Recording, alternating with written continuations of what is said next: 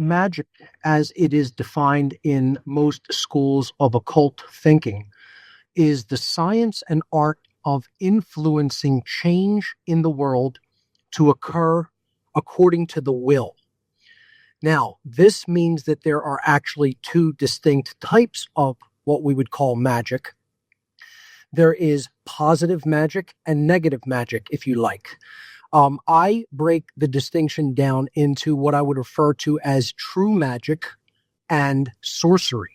So true magic I would consider an alchemical process. It is a process of alchemy. And this means that you are influencing change to occur in accordance with the will of creation, the capital W will, the larger will, the will that ultimately set all of the laws of creation into effect in the universe. And it does have a will. You know, this force of creation has a will, and it is a discoverable thing. It is not some eternal mystery to tantalize us and torture us forever for us not to be able to know or to understand.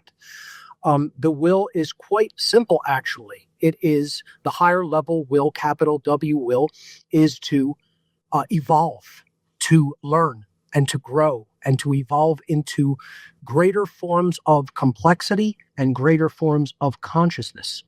And this includes possibility and freedom. So the will, capital W, creation's will, if we want to look at it that way, is to evolve life and consciousness to ever greater and complexified forms and to advance freedom and possibility to do so. Therefore, sorcery, or what we might call negative magic, is the art and science of influencing change in the world to occur in accordance with the will, lowercase w. This is the ego-driven will of the practitioner of this form of influence. So this is lowercase will, meaning it is not creation's will that is being done. It is the selfish, egotistical, and ego-driven will of the practitioner of this form of lesser and fallen magic that the practitioner is attempting to accomplish or to get done.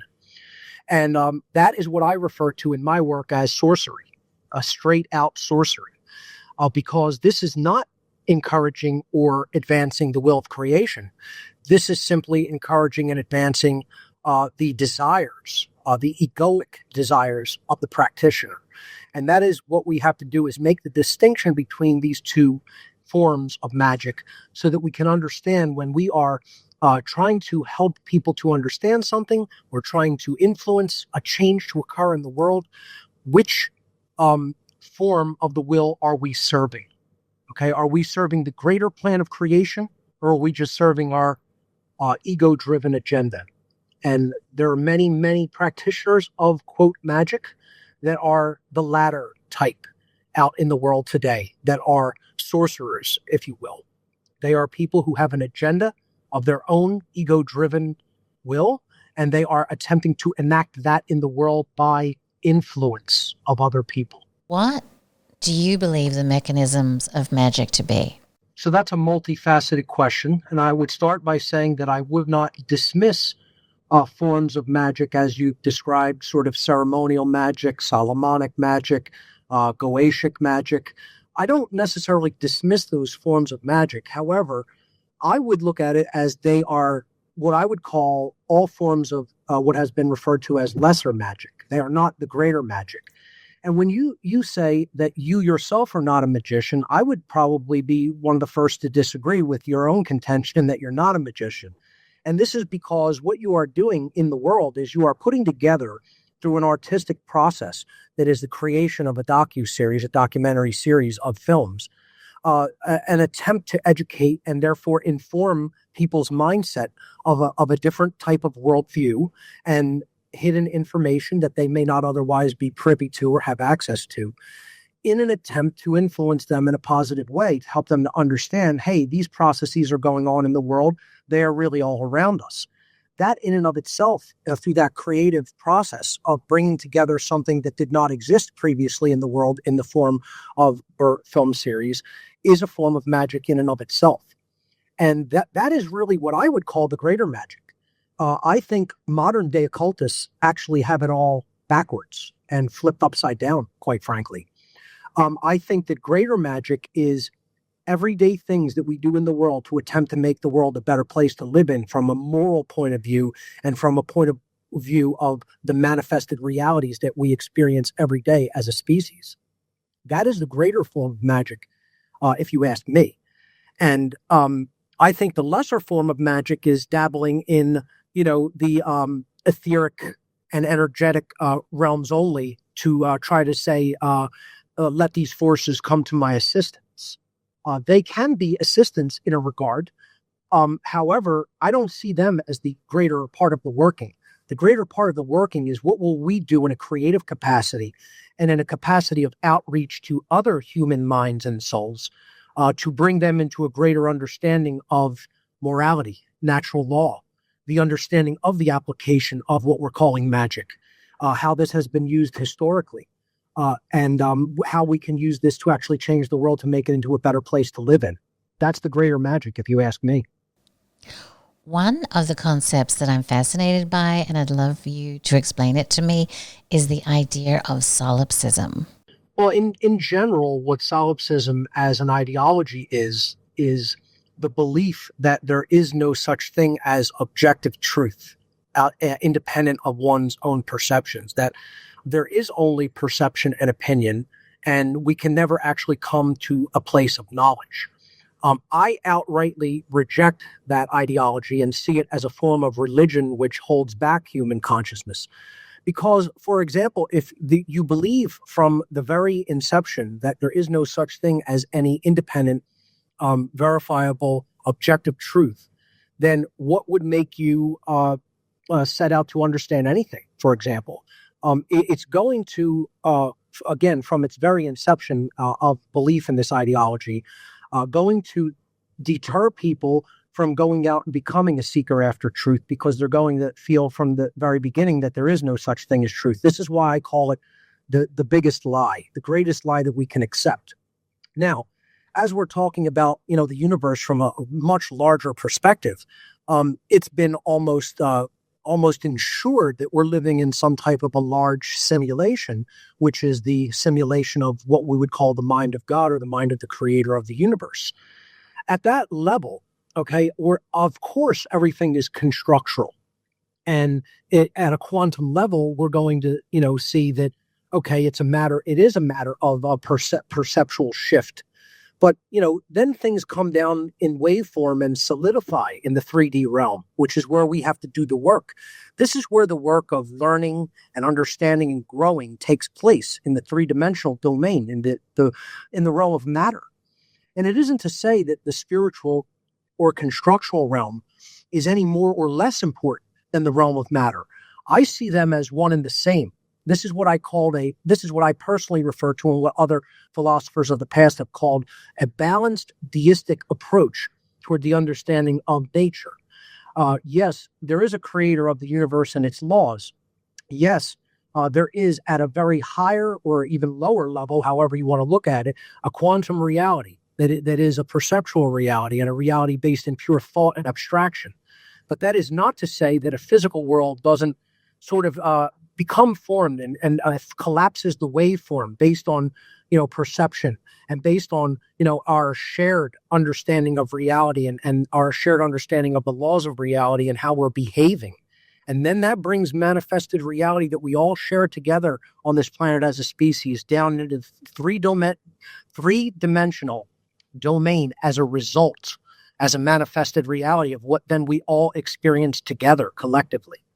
So, that's my perspective on solipsism as it comes down to us in the modern day as what I would refer to as a religion, but as a general ideology in and of itself.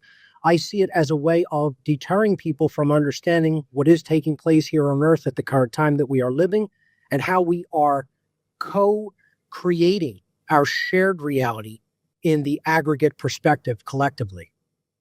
That's why I think it's overall a very dangerous ideology to fall into. Another thing that I'd like you to talk to me about, another concept that I'm really fascinated by, is the idea of the left brain prison. Can we go there, please? Sure. Well, It's been understood in general terms in human neuroscience that the two hemispheres of the brain, while they do work together, definitely sort of govern in general terms certain aspects of thinking when it comes to human ability to process information and develop understanding. And that is that the left brain acts as sort of a analytical processor and deals with analytical things, time-bound events, the physical world, motor functions, verbal skills, mathematical skills, and it acts as this sort of just a series processor of one step at a time, and we're going to deal with this chunk of information and then move on to the next.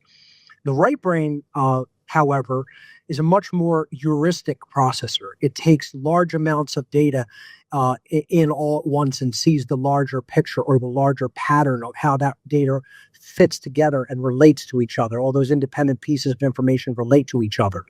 So it is a more creative aspect. It governs the more creative aspects of human thoughts, the more nurturing and feminine aspects.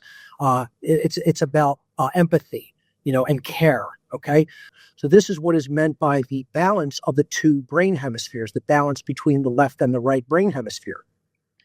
See, what happened in our society, however, largely is that most people have been shunted through a deliberate effort in what I would call indoctrination, but what most people refer to as education methodologies, to shunt or imprison us into the left brain modality only. And this is a dangerous proposition. This is a dangerous manifestation, because if you have a society that only looks at the analytical, only looks at things from a scientific, verbal, mathematical perspective, and doesn't take into account empathy, you're going to have science without morals. You're going to have technology that's used as a means of control instead of as a means of creating things for ourselves and enhancing our life. You're going to have intellect divorced from compassion. And that's not holistic intelligence. No matter what standard we're measuring it by, that is only pure intellect. Holistic intelligence comes from a combination of both aspects of thought and processing of information of both the left and right brain hemispheres together in balance. So the left brain prison sees things as only matter interacting. We are only gauging things from an analytical and mathematical and quote unquote scientific point of view. It's not even real science. It's science divorced from a holistic way of thinking and divorced from taking consciousness into consideration. So it definitely limits our perception and limits our ability to understand what is happening from a holistic perspective. And that's why the left brain prison is a huge danger and a trap that people should be very wary of falling into. When people start talking about magic or the idea that consciousness is fundamental, it can start to feel like the material world is secondary or even unreal. How do you understand the role of matter in this picture? Sure. What we call matter, it is largely just vibration, and we perceive it as a form. What we call what we can see, or the visible aspect of our lives, really the visible spectrum only occupies a very, very, very tiny fraction of the entire field of wavelengths and vibratory forms that exist in the universe. It's a sliver. It's less than 1%, and it's far less than 1% actually. And what left brain thinking has done, or what we could refer to as for the purposes of this documentary, is non-magical thinking. It is thinking that, as you said, amputates an entire perspective and an entire worldview from our processing capabilities. And we are then left with the processing and understanding of only a very, very tiny percentage of the available information or the available data set. Do you think you're going to have an accurate understanding of the data that's been gathered to try to understand that event? Of course not. You're going to be completely limited, and it's going to be a limitation that was, an arbitrary choice on your part. And, this is what this whole barrier to the awakening to the true self is really about. It's part of that. Because if I had to give a purely working definition of the occult or magical world, it is the study of all of the laws of nature, both in the seen realm and in the realm of matter. Okay, so that is the things that we can construct laws based on the physical reality, the world of matter, and then it is the study of the laws that govern the unseen realms. Now, these are the laws that people have far more of a problem in understanding, because they cannot see them with the physical eyes or with the other physical senses or with the technologies that we have developed in science and other fields of endeavor to try to extend our range of perception, to extend the human senses. These things take place in what would be called the spiritual domain, the domain of thought. Okay, and these are the understanding of things that ultimately govern the consequences of our behaviors that we put out into the world. This is how the universe in the unseen realm acts as a mirror for our experience. What we are putting out through behavior, we are getting back in the form of what we experience in the world. And it doesn't just work on an individual level. It works on an aggregate level. It works on a collective level. So you could call this karma. You could call this consequentialism.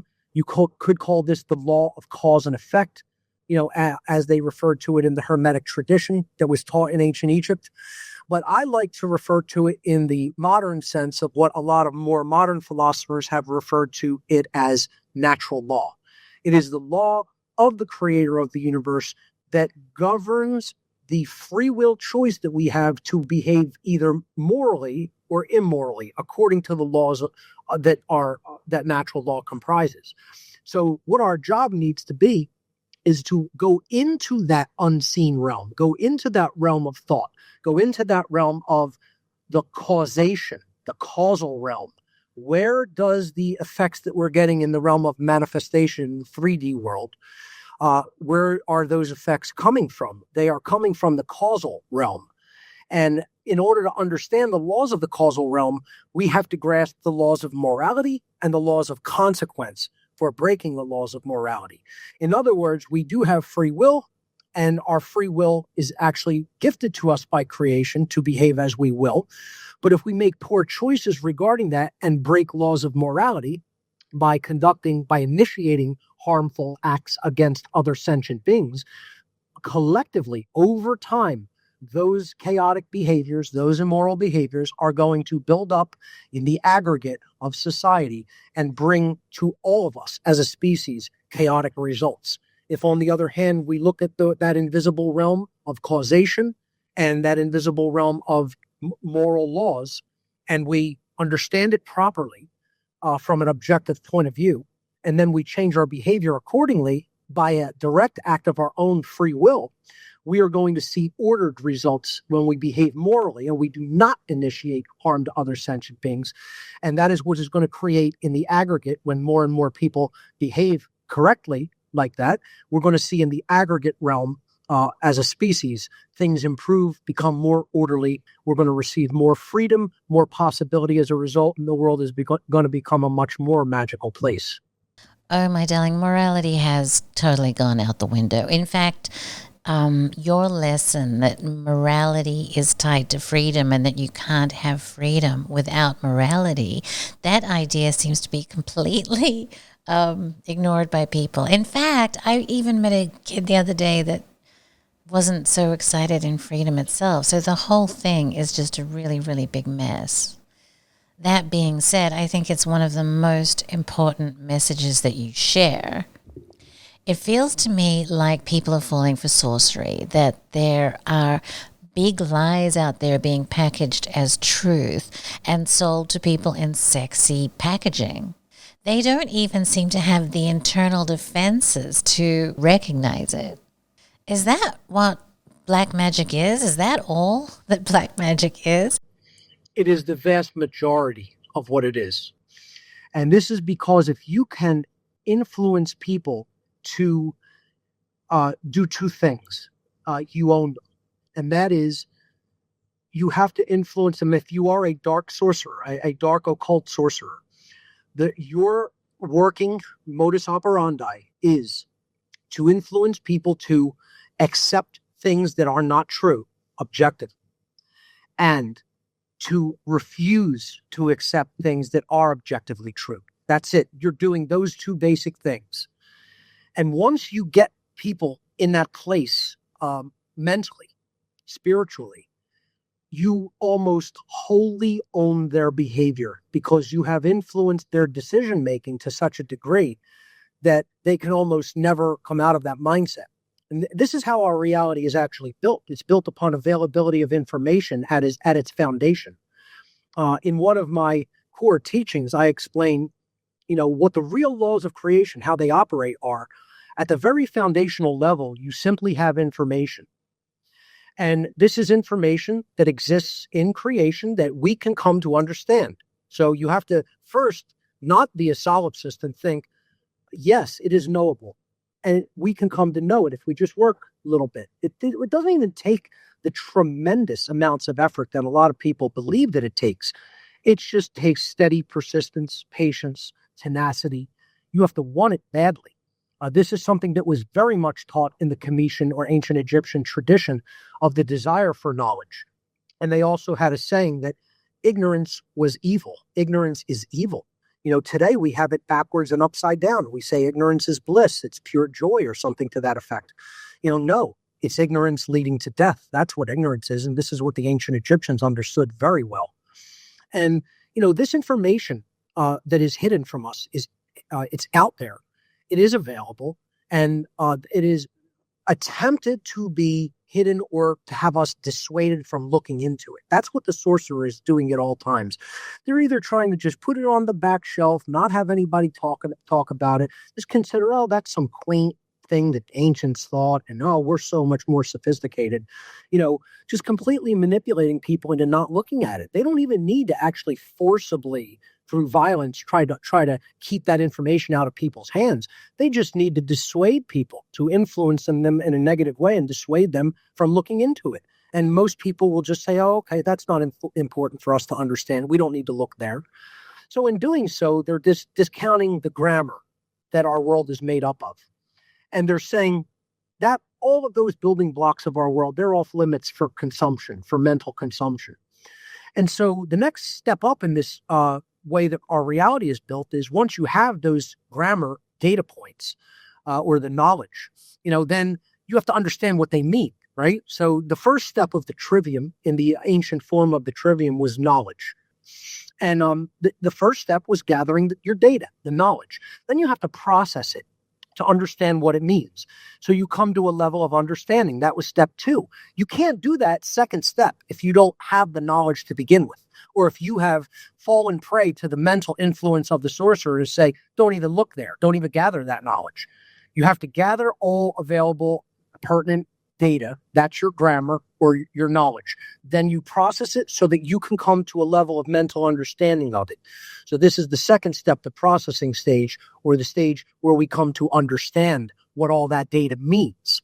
Then there's a third stage that is, once you have come to a level of understanding, what are you actually going to do with that understanding that you've arrived at by way of taking in that available knowledge? And this is where real wisdom lies. So in the ancient mystery tradition schools, that was the third step of the Trivium process, which was wisdom. That is learning to do the right things with what you have come to understand based upon the knowledge that you have gathered. Then what happens? Now we all do that collectively. We all do that in the aggregate as a species. What we get as a species is a manifested result. So these 3 steps, knowledge as the base, understanding, and wisdom, in that order, then give us as individuals and as whole societies, whole species, the manifested result. What did we create based upon our behavior? Did we create order, or did we create chaos? Did we create freedom, or did we create slavery? Okay? We are going to receive, through the process of natural law, karma, consequentialism, the laws of cause and effect, however you want to refer to that process, the manifested result of the free will decisions that we put out into effect. Did we go and gather all that data? Did we have a thirst and a hunger for that knowledge? Did we process it and go through it until we fully weeded out all the logical inconsistencies and come to an accurate understanding of what it means? And then did we act rightly upon it? Once we had an accurate understanding, did we do the moral things with it that we are, entrusted and tasked to do through the gift of free will? Did we act wisely or did we act unwisely? Then we're going to get the result in society. And all you have to do to understand where people's decision-making has been over the last several millennia is what is the manifested result that we are getting, and then you will understand how efficiently and effectively did they go through that process of discovery that was taught in the ancient mystery tradition schools. I would say we're in a very dark place, and we really need to reevaluate our worldview, our way of thinking, our way of understanding information, and our way of communicating it to others. So that is the body of what I have attempted to do through my work for the better part of 1.5 decades now. And you've helped me look at ancient Egypt, because one of the things that kind of really clicked for me is that ancient Egypt was a culture where the invisible was really important. In fact, we make the claim that you truly can't understand ancient Egypt unless you put that invisible aspect back into it.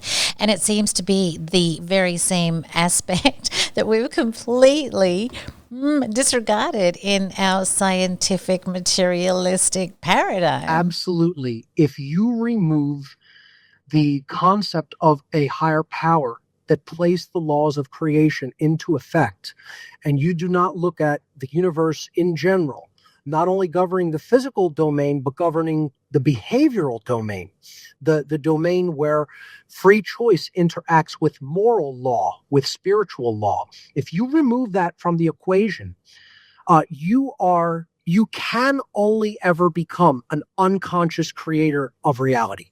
It is an impossibility for you to become a conscious co-creator of our reality. And this is what the ancient Egyptians and the ancient mystery schools understood. And this is why they would not admit to a lot of the mystery schools, or to most of them actually, anyone who dismissed the higher power, or in other words, was an outright atheist, and a person who did not believe that the universe was built by a higher power than mankind and putting laws of behavioral consequence into effect in our world. They would consider that individual as almost unteachable because of the level of hubris and ego that they had arrived at in their mental process. And so they would say, essentially, you have to develop the thirst for the level of knowledge about how the unseen realm operates as much as you wanted about how the seen or physical realm operates. Because many of these people were trapped in that left brain prison, that the physical world is all there is and only physical laws exist. That is untrue. The ancient Egyptians and other mystery school traditions absolutely understood that laws were in effect in the non-physical domain, and they governed the consequences of our behavioral choices. And see, that decision process is based on availability of information. The mystery school teachers understood that if somebody was at such a level of ego, they have not even amassed at least enough information to understand human beings are not the creators of law. We are not the lawmakers. We are not the ones who are putting any of the laws of the universe into effect. And in that hubris of believing that, we are all there is, or that there is no higher power than us, that became a danger that then anyone that they taught these principles to would eventually turn to the dark side and become a sorcerer themselves. And that was the safeguard that was put into effect in a lot of the ancient mystery schools, that you would at least have to acknowledge that a higher power other than human beings was ultimately in control of the laws of the universe and put those laws into effect, both in the physical domain and in the spiritual domain, or the domain of morality and the consequences of breaking moral law. That is such a huge idea, Mark. I've been looking at, for lack of a better term, reality creation and influencing how things unfold. And that is something that I hadn't even thought of, had not even occurred to me. And when you say it, it seems like the most important aspect of all. Like, how do you co-create without the God to co-create with? The thing is, I think that is another thing that kind of is very, very forward in my mind, is that these evildoers, these ones that aren't co-creating with God, they seem to be so smart. They seem to know so well just how to take advantage of us. The dark side you're talking about now, the dark sorcerers. Yeah. Oh, absolutely. I mean, they are very adept at what they do. While they are fallen in consciousness, that doesn't mean that they are not a sort of adept. They are dark adepts. They understand everything there is to understand about how the human mind can be manipulated. And they are very, very adept at carrying out that procedural methodology of influencing the human mind toward the negative side. Therefore, do not ever take these people for granted or say that they should not be respected as a combatant or as an enemy. These people these dark sorcerers should absolutely be respected as those that we are combating on the other side as a very skilled opponent. Obviously, I don't respect their moral sensibilities, obviously. However, never underestimate their abilities to manipulate and deceive and get people to do their bidding through that deception. They're extraordinarily skilled at doing that task. So, my darling, given that magic is real and that these people are using it, is there any point in history that you would actually point to where you feel that magic has been most active? I love the question, and I'm going to give a very unconventional answer that I think most people would not expect. I think probably the greatest manifestation of greater magic that has ever occurred in modern human history was the American Revolution. The American Revolution was a confluence of events and people that came out of the Enlightenment era. And the philosophy that emerged from that era that was then brought into a greater form and effect through some of the philosophers on the American continent, such as Thomas Paine, such as Thomas Jefferson, really elevated an understanding of natural law in most people's minds. And I would say especially Thomas Paine in his writings of, common sense in particular. I would also look at some of the other writings of the founding fathers, Samuel Adams, Patrick Henry, a lot of the non-federalists in particular, I would say, people who heavily influenced public thought, the thought of the average human being living in the colonies during pre-Revolutionary War times. This is what led people to an understanding that we are sovereign individuals, that we are spiritual sovereigns, that no one has the right to own or control us or enslave us, that we have natural rights, inherent natural rights under the creator of the universe. These are concepts that were enshrined in some of the foundations of America. Now, did America fall from that point of consciousness? Since day one, unfortunately. And we're at a very dark place as a people, not just as a country, but as an actual people ourselves in individual consciousness. I still place my hope in the manifestation of that ultimate promise or idea that was America. I think the ideas that could manifest into a world of true freedom, possibility, and positive magic lay in the foundations of America. I think we have fallen significantly and horrifically away from those foundational principles, but I don't think it's impossible to get them back. And that's why a lot of people today who are doing the dark work and doing the work of manipulating and influencing people toward the negative do not want people to read a lot of the foundational philosophy of people like Thomas Paine or Samuel Adams, etc. They want to just categorize all of the influential philosophy of some of the early influencers of America as all just rich white slave owners.